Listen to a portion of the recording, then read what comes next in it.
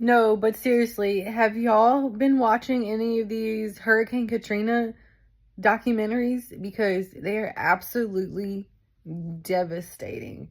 Like, heartbreaking to the core. I was only 13 whenever this happened, and I live in Shreveport. I lived an hour south of Shreveport than I grew up, and then so I was a little more south, but still nowhere near the trauma. And I remember it was such a big deal for us up here, like the storm and our power going out for several weeks, and we lived in the country in the woods, so we definitely weren't on the list of get the power back on really quick. I remember having victims of the storm coming to our school. We opened our gym to people so that they could stay there. I remember it was obviously a really big deal and everybody was affected, but kind of growing up and seeing the actualities of it, unfortunately, the political aspects of it, these people in this city were absolutely abandoned. They were left for dead. And this isn't even just the citizens, like even the people that worked for the city, the police, the firemen, the National Guard, they were all just there surviving with no rules, no support. They didn't know when any help was coming. Just watching people die by the hundreds in front of them, having to make piles of bodies, people's homes destroyed, people, I don't even, it's absolutely gut wrenching. And, you know, like the human warrior in me is just so mad at our government and our people and our nation and the way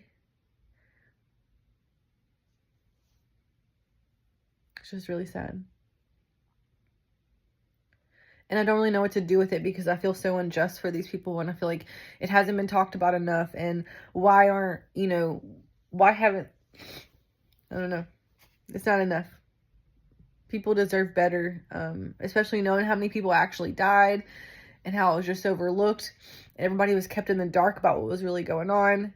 No aid being sent. Helicopters flying over people, waving on top of their roofs for help to go to the richer neighborhoods to look for certain people. Like,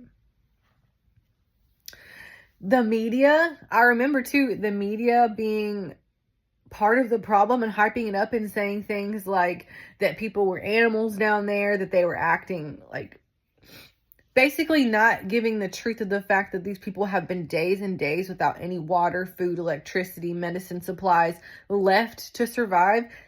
If you don't have any food and you can't get any, and everywhere in the entire city there is no power and everything's destroyed, are you telling me right now you got a couple kids with you, your mom, your grandma, your aunt, your disabled cousin, you're telling me you're not going to break in those stores? You're not going to bust in anything you can find to get the supplies that you need, to get the food that you need to survive?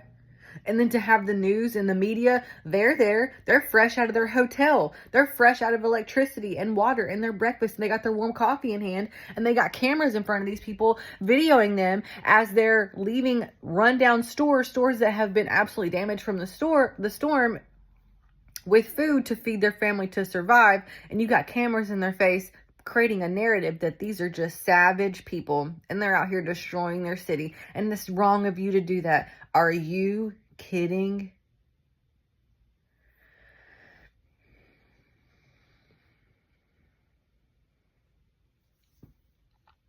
This isn't the first, won't be the last.